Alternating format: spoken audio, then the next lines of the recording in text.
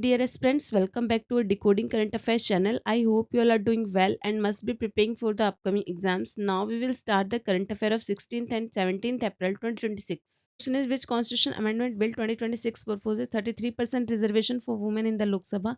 2026 का कौन सा कॉन्स्टिट्यूशन अमेंडमेंट बिल जो है लोकसभा में महिलाओं को 33% का रिजर्वेशन देने का प्रस्ताव करता है? Options are 129 constitution amendment bill, 130th, 131st या 132nd. और right answer is option C is the correct answer. ये 131st कॉन्स्टिट्यूशन अमेंडमेंट बिल है। और अगर ये जो पहले ये व्यवस्था जो जनगणना और डिलिमिटेशन के बाद लागू हो सकती थी और इसका डिले जो है वो 2034 तक जा रहा था, तो इसीलिए 2011 की जो सेंसस है इसको चुना गया है 2029 के आम चुनावों के लिए। और इसमें लोकसभा की जो कुल सीटें हैं उसको बढ़ाकर कितना करने का प्रस्ताव था, तो ये 543 से 850 करने का प्रस्ताव है। और 850 कैसे डिवाइड है, तो 815 जो है आपकी स्टेट्स के लिए और 35 जो हैं वो आपकी यूटीज़ के लिए। ये बात आपको ध्यान रखनी है। और ये जो है किस किस आर्टिकल में अमेंड करता है, तो अमेंड करता है आर्टिकल 81 में, 82 में और 334 ए में। ठीक है, जो कि 1976 से जो लागू डिलिमिटेशन है उसकी रोक को समाप्त करता है। और इसके अलावा अगर हम बात करें तो एससी और एसटी इसके लिए भी आरक्षित सीटों में भी 1/3 जो सीटें हैं वो महिलाओं के लिए आरक्षित होंगी। और ये जो है विधेयक 2023 का जो नारी शक्ति वंदन अधिनियम एक्ट था, नारी शक्ति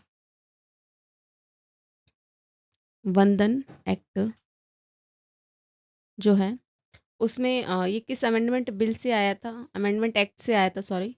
तो 106 अमेंडमेंट एक्ट से आया था 2023 में। ठीक है, और इसको भी आगे बढ़ाता है और इसे लागू करने के लिए जो है संसद में विशेष बहुमत और कम से कम 50% जो है राज्यों की मंजूरी आवश्यक होगी। Second, which article of constitution of India declare Hindi as a official language of the union? भारतीय संविधान का कौन सा आर्टिकल जो है हिंदी को संघ की राजभाषा घोषित करता है? ऑप्शन आर आर्टिकल 348, 343, 350 या 351। और right answer is option B is the correct answer. ये आर्टिकल 343 है। ठीक है, जो कि हिंदी को ऑफिशियल लैंग्वेज और लिपि जो है वो देवनागरी होगी ये डिक्लेयर करता है। और ये जो है अंग्रेजी भाषा को जो है एक निश्चित सीमा के लिए सरकारी कामों में उपयोग करने की अनुमति देता है। इसी से बाद में जो है आधिकारिक जो भाषा अधिनियम 1963 का आया था उससे अनिश्चित काल के लिए इसको बढ़ा दिया गया। और संविधान में भाषा नीति को लेकर स्पष्ट कई प्रावधान किए गए हैं। इसमें 8 शेड्यूल जो है वो आपका रिलेट करता है भाषा से, 8 शेड्यूल। ठीक है, जिसमें कि ओरिजिनली कितनी लैंग्वेजेस थी, तो ओरिजिनली आपकी थी 14 लैंग्वेजेस और नाउ अब कितनी है, तो 22nd लैंग्वेज यहाँ पर है। और 22 भाषाओं में कौन कौन से अमेंडमेंट एक्ट से कौन कौन सी भाषा जुड़ी है वो देख लेते हैं।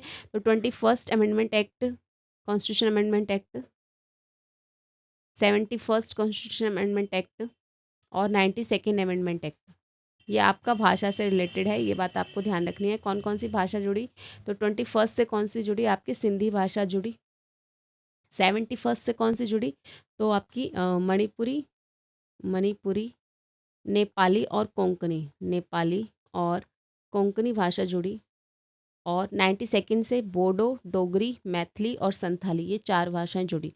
ठीक है, और जो 7वीं अनुसूची है वो संघ, राज्य और जो कॉन्करेंट लिस्ट है इसमें भी राज्यों की जो भाषा है वो राज्य सूची में आती है। और आर्टिकल 344 जो है ये मैंडेट करता है कि एक कमीशन हो रिव्यू करने के लिए, मैंडेट करता है कमीशन के लिए,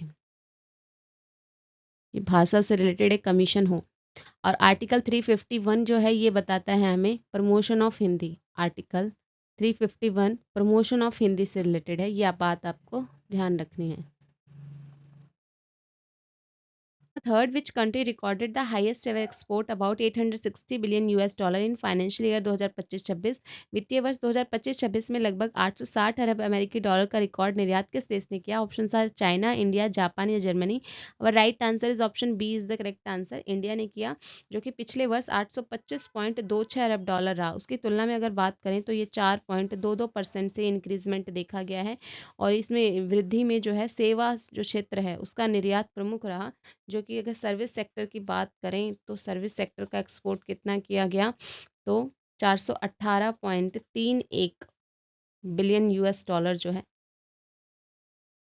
किया गया। और मर्केंडाइज सेक्टर जिसमें आपकी सारी वस्तुएं आती हैं, मर्केंडाइज सेक्टर में कितना किया, तो 441.78 बिलियन US डॉलर। ये बात आपको ध्यान रखनी है। और जिसमें इंजीनियरिंग, इलेक्ट्रॉनिक्स और पेट्रोलियम उत्पाद प्रमुख क्षेत्रों में शामिल रहे। और इलेक्ट्रॉनिक जो निर्यात है उसमें 48 अरब डॉलर तक पहुंच गया, जो कि तेजी से बढ़ते क्षेत्र की ओर संकेत करता है। सरकार द्वारा जो किए गए सुधार हैं उसमें जैसे कि 42,000 जो नियम हैं उनको कम करना, डिजिटल प्लेटफॉर्म शुरू करना, ये भी सहायक रहा है इसमें। और आयात अधिक बढ़ने के कारण जो है ट्रेड डेफिसिट कितना रिकॉर्ड किया गया है, ट्रेड डेफिसिट ये 119.30 अरब डॉलर जो है पहुंच गया है। Fourth, which cricket association introduce a structure annual contract system for domestic players from 2026 to 27 session. 2026-27 स्तर से घरेलू क्रिकेट खिलाड़ियों के लिए वार्षिक अनुबंध प्रणाली शुरू करने वाला पहला क्रिकेट एसोसिएशन कौन सा है? Option are Delhi cricket association, Karnataka, Mumbai या Tamil Nadu. Our right answer is option C is the correct answer. ये मुंबई क्रिकेट एसोसिएशन है। ठीक है, इसका मुख्य उद्देश्य उन खिलाड़ियों को फाइनेंशियल स्टेबिलिटी प्रोवाइड करना है जो आईपीएल या राष्ट्रीय टीम का हिस्सा नहीं रहे हैं। और इस प्रणाली में जो है खिलाड़ियों को 3 श्रेणियों में बांटा गया है, ग्रेड ए, बी और सी। ग्रेड ए में आते हैं आपके 12 से 20 लाख रुपीस प्रोवाइड किए जाएंगे इसमें। ठीक है, और बी में आते हैं आपके 8 से 12 लाख, और ग्रेड सी में आते हैं 8 लाख तक इनको फाइनेंशियल स्टेबिलिटी प्रोवाइड की जाएगी। और इसमें लगभग जो है 15 से 20 खिलाड़ियों को शुरुआत में इससे लाभ मिलेगा। और ये जो व्यवस्था है खिलाड़ियों को नियमित आय प्रदान करती है, जिससे वे अपने खेल पर फोकस कर सकते हैं। और इसके साथ ही जो मुंबई क्रिकेट एसोसिएशन है इसने पहले ही रणजी खिलाड़ियों की फीस बढ़ाई थी और प्रतिभा विकास के लिए जो है नए टूर्नामेंट भी शुरू किए थे। Question number fifth, India's first semiconductor fabrication plant is being set up in which city. Bharat का पहला सेमीकंडक्टर निर्माण संयंत्र जो है वो किस शहर में स्थापित किया जा रहा है? ऑप्शन आर नोएडा, धोलेरा, हैदराबाद या फिर Pune. Our right answer is option B is the correct answer. ये धोलेरा गुजरात में स्थापित किया जा रहा है। और ये जो है प्रोजेक्ट टाटा इलेक्ट्रॉनिक्स और ताइवान की जो पीएसएमसी कंपनी है यानी पावरशिप सेमीकंडक्टर मैन्युफैक्चरिंग कॉरपोरेशन, इसके सहयोग से बनाई जा रही है। और इस प्रोजेक्ट में जो है लगभग 91,000 करोड़ रुपीस का जो है इन्वेस्टमेंट होगा। और जी ये है पर मंथ 50,000 वेफर का उत्पादन करेगी। और इसमें जो है 28 नैनोमीटर से लेके 110 नैनोमीटर्स तक की चिप्स बनाएगी। ठीक है, और जो कि ऑटोमोबाइल और इलेक्ट्रॉनिक्स में जिसका यूज़ होता है। और ये जो संयंत्र है ये धुलेरा विशेष निवेश क्षेत्र में स्थित है, जो कि इसे स्पेशल इकोनॉमिक जोन का भी दर्जा मिला है। इससे जो है 20,000 से अधिक रोजगार उत्पन्न होंगे और 2026 तक जो है उत्पादन शुरू होने की इसमें संभावना है। Number six, who won the 2026 FIDE women candidate tournament. 2026 का फिडे महिला कैंडिडेट टूर्नामेंट जो है वो किसने जीता है? Option are Ju Wenjun, Kateryna Lagno, R Vaishali या Tan Zhongyi. Our right answer is option C is the correct answer. ये आर वैशाली ने जीता है और ये हैं सिबलिंग हैं आर प्रगनंदा की। ठीक है, इन्होंने कितना स्कोर किया है? 8.5 स्कोर किया है आउट ऑफ 14 पॉइंट्स में से। और दूसरे स्थान पर रही हैं, ये 0.5 अंक से आगे रही हैं। और ये जो जीत है ये एक ऐतिहासिक जीत है, क्योंकि ये जो कैंडिडेट हैं ये टूर्नामेंट जीतने वाली पहली भारतीय महिला बनी है। और इन्होंने अंतिम दौर में जो है कैटरीना लैग्नो को हरा दिया है। और अब वह जो है विश्व चैंपियनशिप जू वैनजुन को जो है चुनौती देंगी। और वह अपने भाई प्रगनंदा के साथ जो है ग्रैंड मास्टर बनने वाली पहली भाई बहन की जोड़ी भी है। और इन्होंने 2023 और 25 में जो है ग्रैंड स्विस भी जीता है और 2024 में अर्जुन अवार्ड भी प्राप्त किया है। Next question seventh, what was India's rank in global GDP ranking for 2025 according to IMF estimates. IMF के अनुसार 2025 में वैश्विक जीडीपी रैंकिंग में भारत का स्थान क्या था? Option are fourth, fifth, six या seventh. Our right answer is option C is the correct answer. ये सिक्स स्थान रहा है और जिसका जीडीपी जो है लगभग 3.92 ट्रिलियन डॉलर था।